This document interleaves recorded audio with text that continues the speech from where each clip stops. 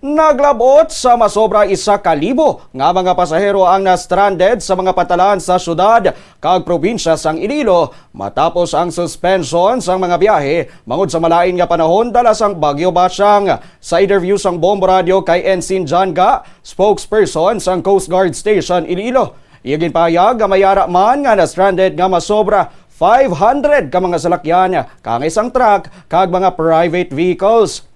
Pahayag niya nga sa bahin sang Dumangas Port, nagpatigayon sila sang koordinasyon sa local government unit sang Dumangas kag Philippine Ports Authority bangod man sa madamo nga mga pasahero sa pagbalik sang biyahe sang mga sakayan pandagat sa probinsya. Sunuman kay Ga, wala man sang kunano nga insidente ang nagluntad nanungod sa mga sea vessels bangod sa bagyo. Dugang paniya nga balik na sa normal nga biyahe ang mga fiber boats salin sa syudad sang Iloilo pakadto sa Guimaras kag vice versa tubtob alas 10 sa gabi. Samtang balik naman sa 24 oras ang biyahe sang mga ro-ro vessel sa probinsya sang Iloilo. Na nag-start kita suspend sang Wednesday sang gabi and subong na siya na so mga almost 2 days man sir. Sobra man 2 days kita nga wala kita sang biyahe.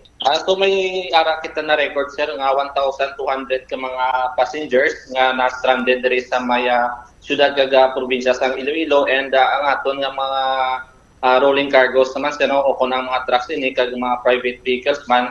So may ara kita sir nga na record nga mga 500 sila sini.